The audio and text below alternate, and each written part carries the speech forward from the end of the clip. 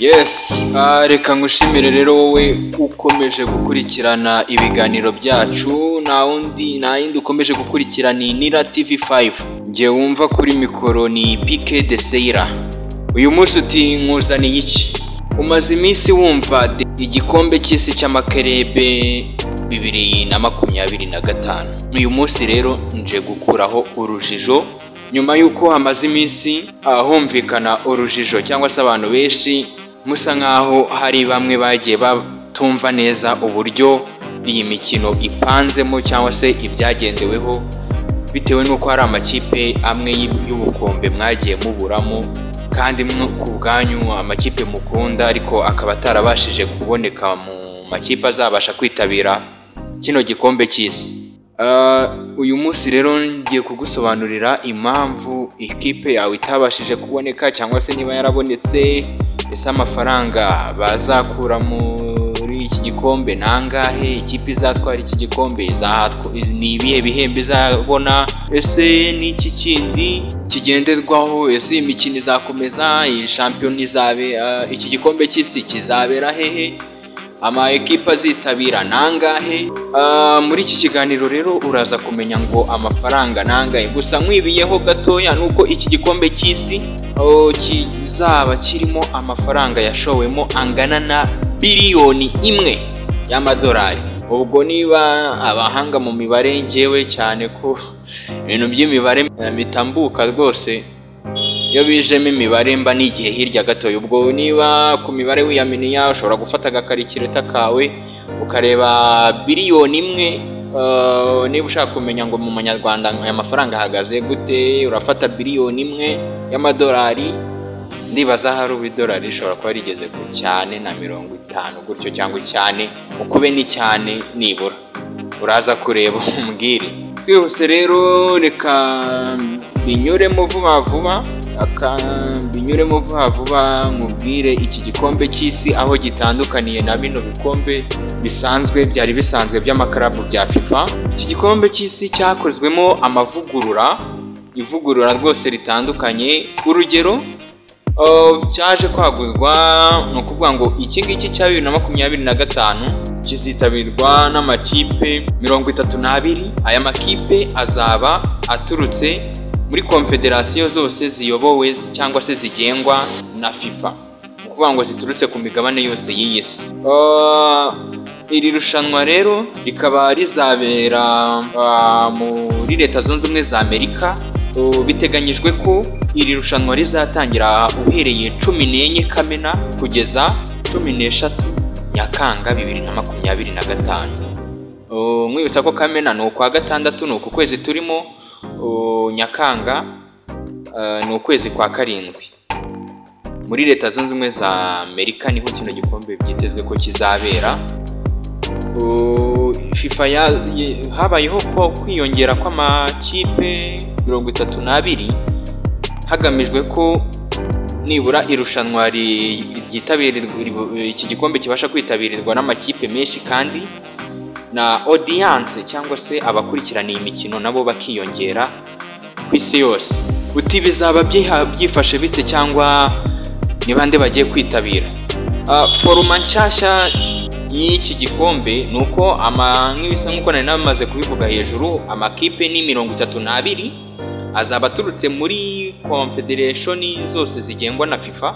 No kuvuga ngo zose hamwe ni 6, harimo AFC, Asian Federation, Asian Football Confederation, akabamo CAF, harimo CONCACAF, CONMEBOL ndetse na OFC, hakiyongeraho na UEFA murayizi niyo ku mugabane w'Uburayi. Aya makipe yose aturutse muri izo confederation niko azitabira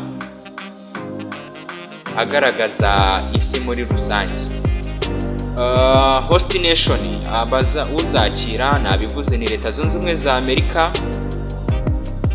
Muri iki gikombe cy'isi agashya karimo cyangwa se itandukaniro ririmo, imikino izabera kuri stade zigera muri 12. Bikaba izo stade zikaba ziherereye mu miji 11. Muri izo stade zizwi cyane nakubwiramo nk'iyitwa MetLife Stadium, iba muri leta ya New Jersey. Niyo iyi MetLife icyo wayimenyeho nuko ariyo izakira umukino wa nyuma. Hakaza indi nanone y'ikirangirire yitwa Hard Rock Stadium, iyi ikaba ibarizwa muri leta ya Miami. Iyi ni nayo izakira umukino wa mbere. Nihuse cyane reka turebe mu gitebo cy'ibihembo icyo bita prize pool. Nge nakise kari nk'igitebo cy'ibihembo rwose kuko ibihembo si ngewe nkurikije ko ku mafaranga yanjye cyangwa se ko iyo nabashije gukoraho, aya ntabwo ari amafaranga ahubwo ni ibifaranga banza harimo birenze n'amafaranga nabo sinzi ko nabyita biliyoni imwe y'amadolari. Nukuvuga ngo ni agahigo gaciwe biliyoni imwe y'amadolari niyo yashyizwe muri iki gikombe cy'isi cy'amakarebe cya 2025, aho asaga miliyoni 125 z'amadolari arizo zizahabwa ikipe izegukana iri rushanwa, cyangwa se ni ukuvuga ngo ikipe izarangira itwaye igikombe amafaranga yose izabibashije gukorekitinga cyangwa kubona muri iki gikombe cy'isi cy'amakarebe azaba agera ku madolari ibihumbi nanjye amadolari miliyoni 125. ayo wama kimwe cya kabiri cyayo ntabwo wazongera kunyuma. Muri iki gikombe rero reka mvuye ku bihembo, reka nihutire kukubwira amakipe wakitega cyangwa se amakipe y'ibihangage ushobora kumva yabashije kwitabira rino rushanwa kino gikombe cy'isi. Dufitemo Real Madrid niyo muri Espagne, tukagiramo Bayern Munich niyo mu Budage, tukagiramo Manchester City yo mu Bwongereza ndetse na Paris Saint-Germain. Dufitemo Chelsea, Inter Miami, murayizi abantu b'umufana Lionel Messi mubyumva cyane muyize kundusha, niyo muri leta zunze ubumwe za Amerika. Ndarakana ndaza kubabwira impamvu yitabire, kuko nituza kugera ku byagendeweho kugira ngo amakipe yitabirirwa cyangwa se ahabwa itike, uraza kumva itandukaniro rya Inter Miami n'iki faranga rikora sha. Iyi mikino rero izakinwa gute? Aya makipe 32 yagabanyijwe mu matsinda 8. No kuvuga ngo buri tsinda riraba ririmo buri tsinda rimwe rizaba ririmo amakipe 4. Amakipe 4 ni amatsinda 8, ubwo no kuva kuri A kugera kuri H, kuri H kuva kuri E kugera kuri H, bitewe n'ururimi wiyumvamo cyane. Urugero itsinda rya mbere tuzaba dufitemo Inter Miami, Palmeiras yo muri Brazil, tuzaba dufitemo Porto yo muri Portugal, Al Ahly yo muri Afrika ndetse na iryo ni itsinda rya mbere. Itsinda rya G dufitemo amakipe y'ibihugu, ariko se biri itsinda si ryo ry'urupfura ndaza kureba. Dufitemo Manchester City yo mu Bwongereza, tukagiramo Juventus, njya numva bayita ngo ni la vieille dame niba abantu muzi igifaransa. Tukagiramo Wydad nayo niyo muri Afrika, akazamo n'akandi gakipe kitwa Al Ain nako muri Saudi Arabia. Al Ain ndaza kuyanyuramo amatsinda yose mu mwanya, najya ngo mbumvishe uko bizaba bimeze ko iyi mikino igomba gukinwa, kuvuga ngo izatangira ari group stages cyangwa ya mikino yo mu matsinda. Reka twose cyane mubwire ku byagendeweho. Nangira navuze ni hari bamwe bibajije impamvu amakipe yabo bafana atigeze abonekamo, za Arsenal nazo ndetse n'izindi. Reka nkubwire bimwe mu byagendeweho rero kugira ngo amakipe ahabwe amatike yo kuba yakitabira. Mbere ho gatoya yuko mbigeraho byose, reka banze hari abantu babonye Inter Miami yo muri leta zunze ubumwe za Amerika kuki yajemo hano rero hari abakirititse FIFA bavuga bati kriteriya cyangwa se ibyagendeweho ibyashingiweho batoranya amakipe agomba guhabwa tike yo gukina iki gikombe cy'isi cy'amakerebe 2025 bakirititse bavuga ko izanwamo cyangwa se ihabwa Inter Miami ya Lionel Messi kuba yarahawe itike byazamuye ibibazo bibaza ubudakemwa cyangwa se kutabogama kwa FIFA. Hano bavuga ko abenshi bagiye bavuga ko Inter Miami ubundi takagombye kuba yarajemo ahubwo hajemo ibyitwa commercial interest, hano kuvuga ngo ni za nyungu z'ubucuruzi. Bakavuga bati reka dushyiremo igihangange Lionel Messi, nibwo budasa, niyo mpamvu Inter Miami benshi mwayibonyemo.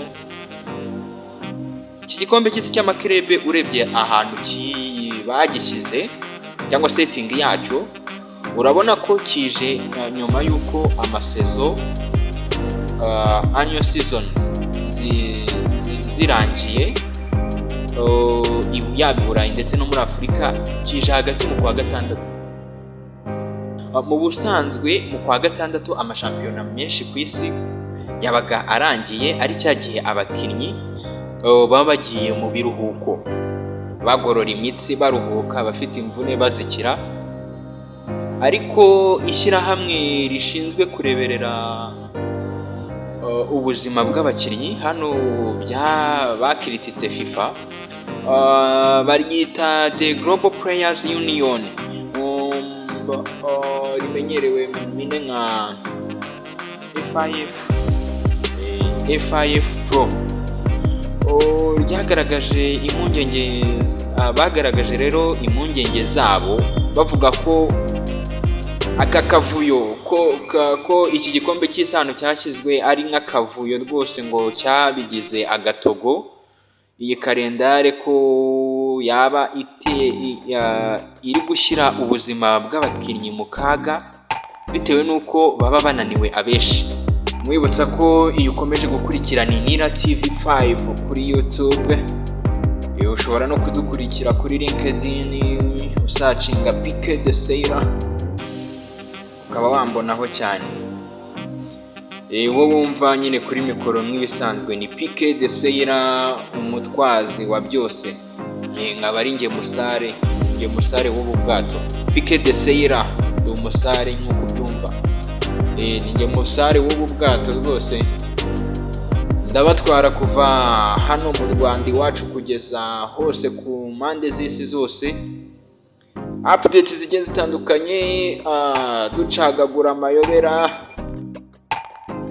nkufasha no kumenya amakuru abagiye agezweho yaba muri siporo ndetse n'ahantu hamwe na hamwe hagiye hatandukanye mu ngingo zimwe na zimwe ziba zisa nkaho zatunguranye cyangwa se ziri guteza urujijo cyane cyane. Ariko ni muri siporo twibandaho. Nira TV5 tuvuga siporo cyane.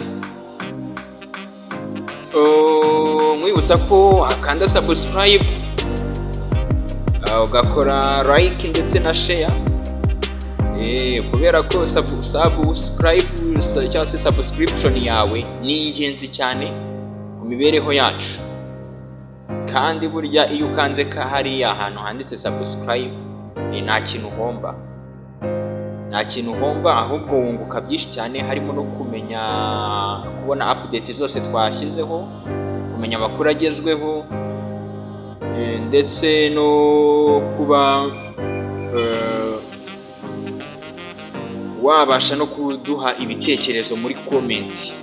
Iyo wakanze subscribe rwose uhita wemererwa gutanga igitekerezo cyawe ku biganiro byose tuba twacishije hano kuri Nira TV5. Njye wumva rero ni Pique de Seira.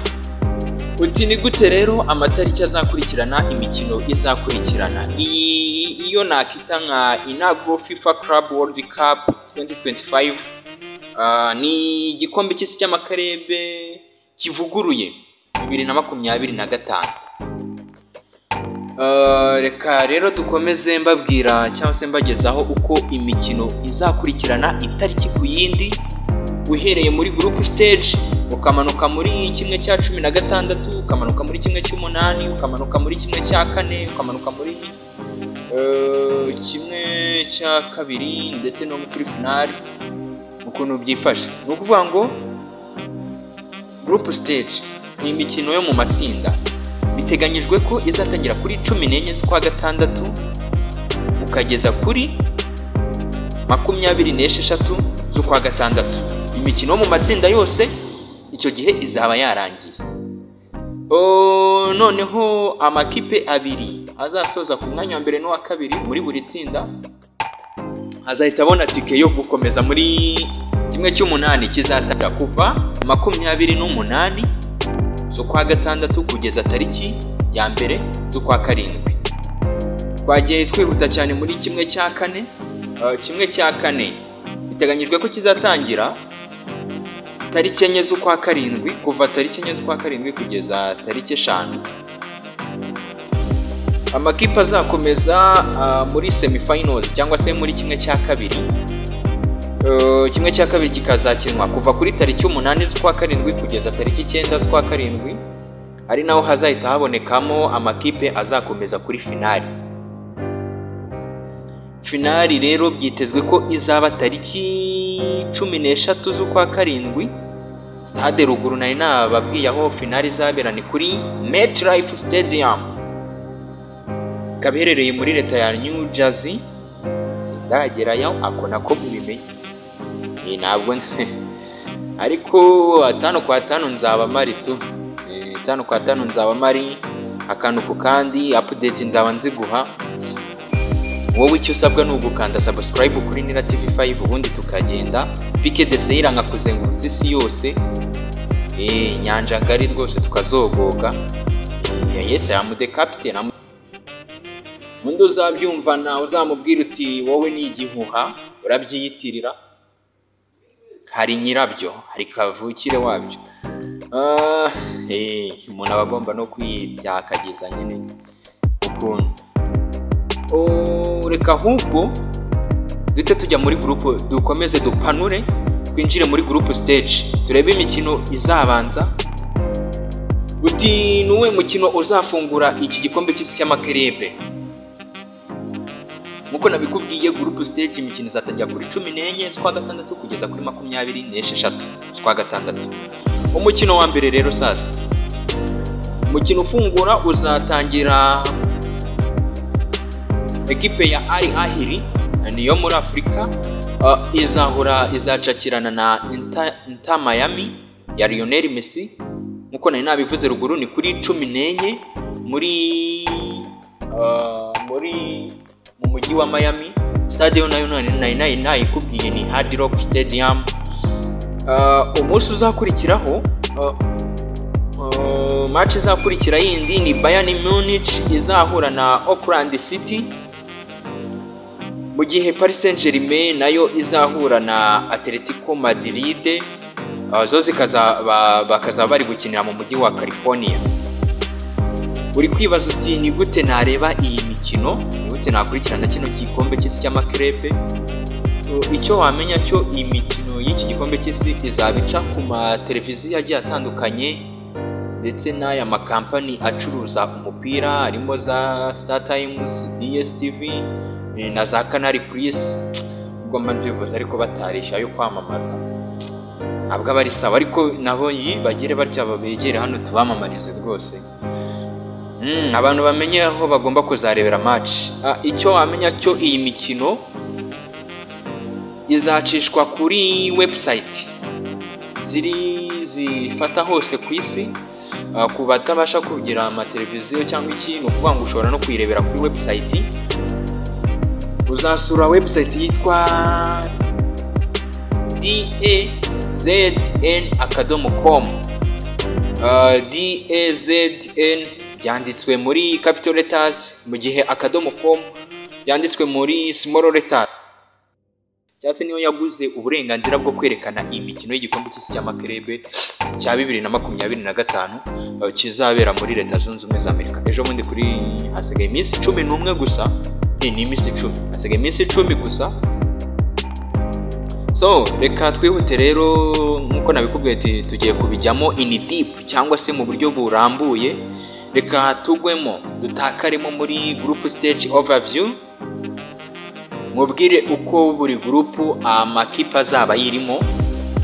Group A cyangwa se group ya mbere azaba harimo Al Ahly niyo muri Afrika, FC Porto niyo muri Portugal, CSE Palmeiras niyo muri Brazil, ndetse na Inter Miami niyo muri yihangaye abakunzi ba Lionel Messi. Harimo groupe ya kabiri irimo Paris Saint-Germain, Atletico Madrid, Botafogo ndetse na Seattle Sounders, iyi nayo niyo muri Leta Zunze Ubumwe za Amerika. Twese cyane muri groupe C cyangwa se groupe ya gatatu harimo Bayern Munich, Auckland City, Boca Juniors ndetse Boca Juniors ndetse na Chelsea, Benfica nayo niyo muri Portugal. Tujye muri groupe D tugeze mu itsinda D. Itsinda D tubonye itsinda rya kane, tubonye ko ririmo amakipe nka Chelsea, Flamengo, Esperance de Tunis niyo muri Afrika, ndetse na Los Angeles FC yo muri Amerika. Groupe E cyangwa se groupe ya gatanu. Groupe ya gatanu dufitemo Inter Milan, River Plate, tukagiramo Club Football Monterrey, tukajyamo Club de Football Monterrey, tukagiramo na Urawa Red Diamonds. Iyo wumva utazi nyine ubwo urasacinga urebe ngo ni yahehe, nge reka nyaruke muri ya minsi nkuko bisanzwe iyi minsi 10 ibura, buri munsi nzajya mbahereza fixtures ndetse na statistique nkeya kuri buri tsinda muri iyi minsi 10 isigaye kugira ngo igikombe cy'isi cy'amakrebe gitangire. Yes, mu itsinda rya F niho twari tugeze. Itsinda rya gatandatu rero rikaba ririmo amakipe nka Borussia Dortmund, Fluminense na Ulsan HD cyangwa se Ulsan Hyundai. Iyi niyo muri Ulsan Hyundai ni yahera. Ulsan HD, Ulsan Hyundai niyo muri Korea, ubwo ikaba ituruka muri Confederation ya Asian Football Confederation, niyo muri Korea bayita Ulsan Hyundai. Umva ko ni ikipe rwose y'uruganda rukora amamodoka. Hakiyazamo ikipe ya kane rero muri iri tsinda izaba ari Mamelodi Sundowns, urayisi cyane niyo muri South Africa, iyi niyo muri Afrika nayo. Groupe G cyangwa se groupe ya karindwi dufitemo ikipe ya kuri njyewe iri tsinda nabonye ari ryo risa nkaho ari naryo tsinda ry'urupfu. Ni itsinda rya karindwi rwose. Aho uraza kumbwira uko ubibona muri comment, uraza umbwire wowe ni irihe tsinda ubona ry'urupfu. Iri tsinda rya G cyangwa se itsinda rya karindwi G, dufitemo ekipe ya Manchester City yo mu Bwongereza, tukagiramo Juventus yo muri mu Butaliyani. Ikipe ya gatatu muri iri tsinda rya karindwi harimo ni Al Ain FC niyo muri iyi Al Ain rero niyo muri Leta Zunze Ubumwe z'Abarabu, United Arab Emirates. Ikaba ibarizwa mu mujyi wa Abu Dhabi. Itsinda rya karindwi rero niryo twariho. Ikipe ya nyuma muri iri tsinda rya karindwi bakaba se Wydad, imurayizi nayo niyo muri Afrika. Noneho itsinda rya nyuma, itsinda H, dufitemo Real Madrid, Al Hilal yo muri Saudi Arabia, tukagiramo Club Football Pachuca ndetse na FC Salzburg yo mu Budage. Yuko rero akaba ariko amatsinda ahagaze ndetse n'amakipe arimo nuko bihagaze. Icyo wamenya cyo aya makipe ari muri aya matsinda akaba aturuka mu bihugu 20. Twari turi kwibaza impamvu hari amakipe tutabonyemo kandi ari ibihangaje yaritwaye neza muri uyu mwaka. Twavugamo ekipe nka Arsenal, ekipe nka Liverpool, FC Barcelona, United yo ntabwo nirirwa nyivuga hiri murahazi. Sorry aywana, ahiri murahazi yo ntabwo nakirirwa nyivugaho. Wakwibaza uti why my team is not there? Kubera iki kipe yanjye nayibona. Yego, reka turebe rero icyagendeweho. Urugero wakibaza uti ese FC Barcelona ko yitwaye neza uyu mwaka, kuki itahawe itike yo kwitabira kino gikombe cya FIFA World Cup, FIFA Club World Cup 2025? Ibyagendeweho kugira ngo aya makipe abone qualification, ibyagendeweho na FIFA yatanze imyanya 12 yihereza amakipe y'i Burayi ko ari yagomba kwitabira. Harimo icyafashwe, hari amakipe yahise abona automatic qualification. Automatic qualification ni ukuvuga ngo bahise babona tike ako kanya. Ayo makipe ni UEFA Champions League winners from the 2021 to 2022 and 2023 to 2024 seasons, automatically secured spots. No kuvuga ngo amakipe yahise abona direct ako kanya tike ni ekipe yatwaye Champions League ya 2020 saison 2021, ni ekipe yatwaye Champions League saison 2021-2022 ndetse n'ikipe yatwaye Champions League saison 2023-2024. No kuvuga ngo aho ni uburyo bumwe bwagendeweho FIFA ihereza amatike aya maklabu yo ku mugabane w'i Burayi.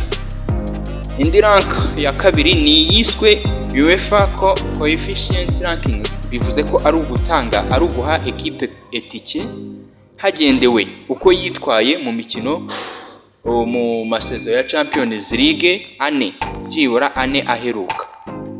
Hano rero bimeze biti, no kuvuga ngo the remaining European slots were filled based on clubs' performance in UEFA competitions over the same period. Bati indi myanya tumaze kubona amakipe abiri yahawe tika ako kanya, indi myanya 10 isigaye yahawe amakipe hagendewe uko yagiye yitwara muri sezo zabanje za Champions League, hagendewe uko yagiye yitwara. Hariho indi ya gatatu ni yitwa country quota. Yes, iyi country quota rero yo ukuntu imeze cyase cyagendeweho, no kuvuga ngo ni uburyo amakipe yo mu gihugu runaka aba yaritwaye muri Champions League mu masezo yabanje cyangwa muri sezo iyi niyi, uburyo amakipe yo mu gihugu runaka yitwaye.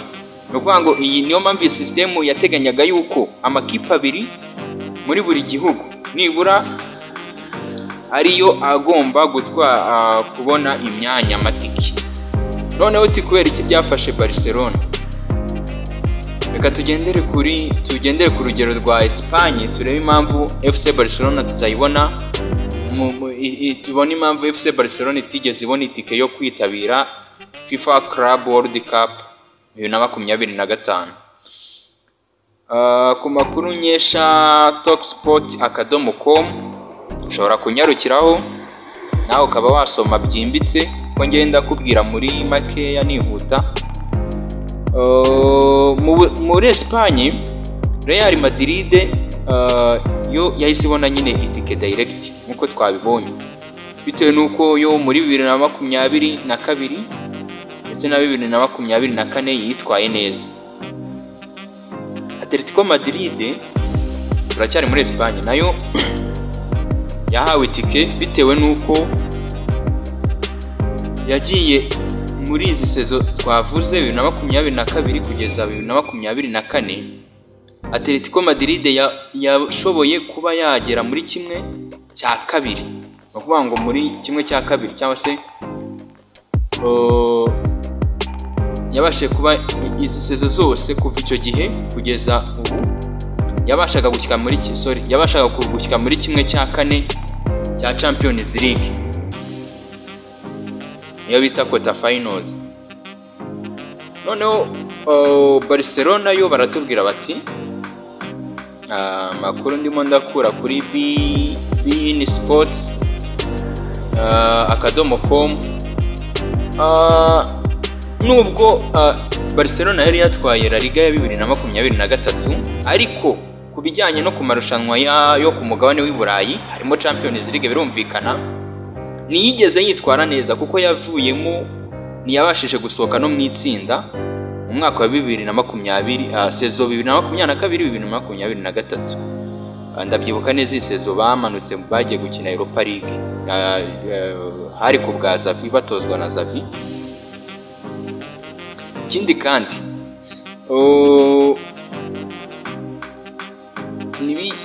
umwaka wakurikiyeho nabwo nibyabahiriye, kuko baviremo muri kimwe cy'umunani ntibigeze babasha gushyira muri quarter final. Ibi byabagezeho ingaruka rero byaje gutuma FC Barcelona itabasha kubona umwanya wo kwitabira aya marushanwa cyangwa se kino gikombe cy'isi. Ibyo tubivuyeho. Ikindi noneho nababwiye yuko iri rushanwa ryashowemo agera kuri miliyoni kuri birenze miliyoni, sinzi ko nabyita 1 billion of dollars. Nababwiye ko iri rushanwa cyangwa se kino gikombe cy'isi cy'amakrebe kivuguruye, nabyo ugomba kubyongeraho kuko gitandukanye na bira bisanzwe. Kivuguruye amafaranga kuri biliyoni 1 y'amadolari. No kuvuga ngo biliyoni 1 y'amadolari ubwo ni miliyari igihumbi. Ntabwo imibare nyizi neza, ni miliyari igihumbi nibyo z'amadolari. Noneho reka mbabwire ukuntu ibihembo cyangwa se ukuntu aya mafaranga azagenda amakipe ayagabagabana bitewe nuko ikipe yitwaye. Total prize pool, ukuvuga ngo amafaranga ari mu nkanga mu gitebo nyine izi kipe zigomba kuzagabana byose hamwe ni 1 billion. nari maze kubivuga. Participation payment, aya mafaranga niyo amakipe azagabana miliyoni 525 azagabanywa aya makipe bijyanye nuko konfederasiyo zayo zifite amanota muri FIFA, cyangwa se bijyanye nuko FIFA yagiye iziha irankinga izi confederation. Urugero nka Confederation y'i Burayi UEFA, amakipe yaho azagabana, ikipe yaho amafaranga make izagitwara ni hagati ya miliyoni 12 ndetse na miliyoni 38 by'amadolari. Muri CONMEBOL cyangwa se muri Amerika y'Amajyepfo, ekipe yaho izagabana miliyoni 15 z'amadolari.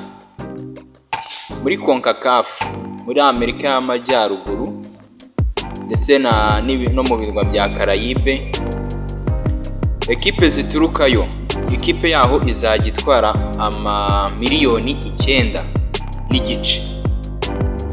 Kimwe no muri Aziya, ekipe yaho naho izagitwara ikipe nyine yabashije kwitabira kino gikombe cy'isi izajya itwara miliyoni, nabo ni miliyoni 9 n'igice, no muri Afurika ni miliyoni 9 n'igice. Wenda bishobora kuba bitari kumvikana neza, ariko ningera ku ngero urabasha kubyumva. Reka dukoresha urugero dufate Al Hilal, dufate Al Ahly yo muri Afurika, iramutse yabonye itike yo kwitabira, bazahabwa miliyoni 9 n'igice z'amadolari. Noneho nitujya muri group stage performance, uko bazitwara mu iriya mikino y'amagroupe yabo, dufate urugero rwa Inter Miami ya Lionel Messi, babarizwa muri federasiyo ya CONCACAF. Inter Miami niramuka itsinze imikino 2 ikanganya umukino umwe mu itsinda baherereyemo, bari mu itsinda A, amafaranga bazahabwa bivuze ko mu mikino 2 gutsinda umukino umwe, ikipe izajya ihabwa miliyoni 2 z'amadolari. Bivuze ngo twabonye ko izatsinda imikino 2 ikanganya undi umwe. Muri iyo yose hamwe imikino 2 izakuramo miliyoni 4 z'amadolari. Umwe banganyije bazahabwa miliyoni 1.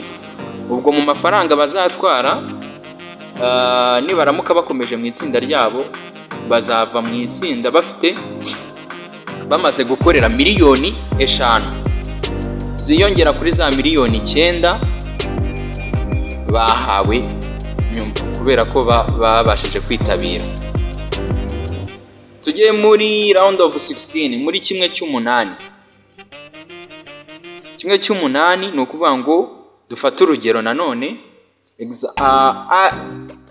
Al Hilal yo muri Saudi Arabia, niramuka mu mikino y'amatsinda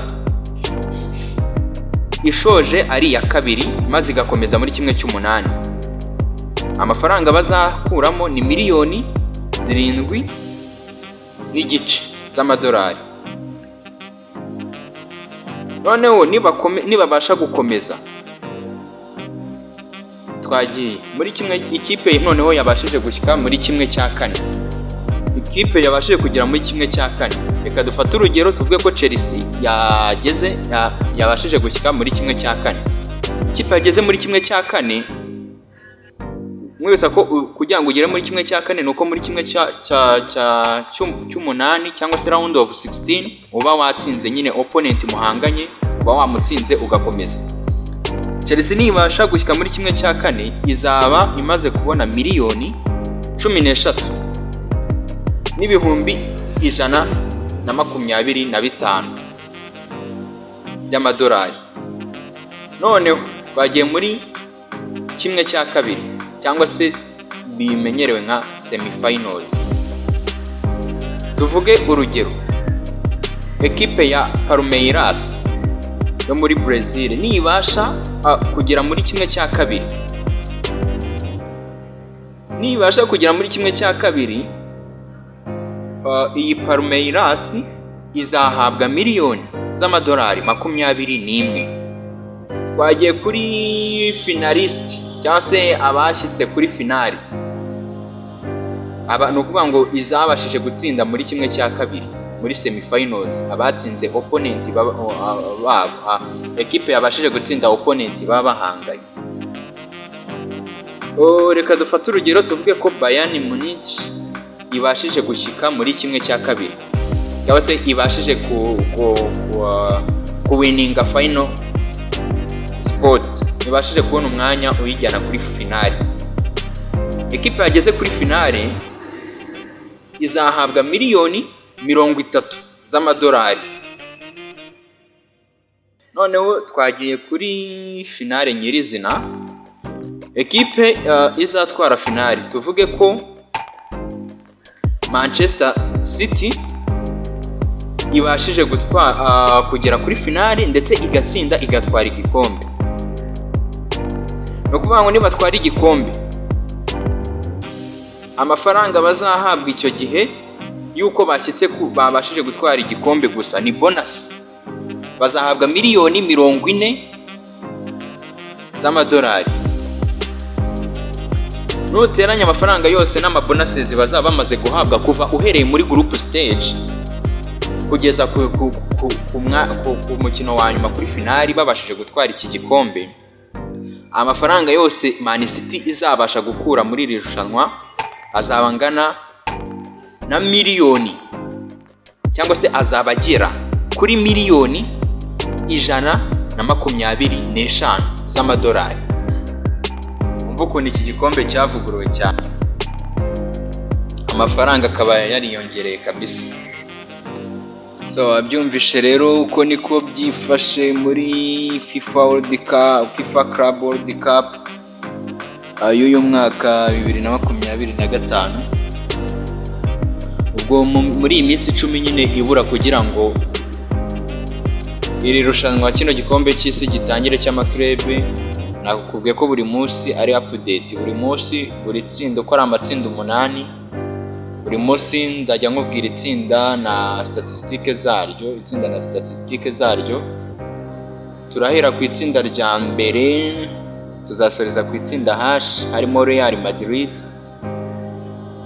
Icyo usabwa ni iki, ndakeka bisobanutse, nta kindi usabwa usibye gukurikirana, usibye gukomeza gukurikira ibiganiro bya Nira TV5.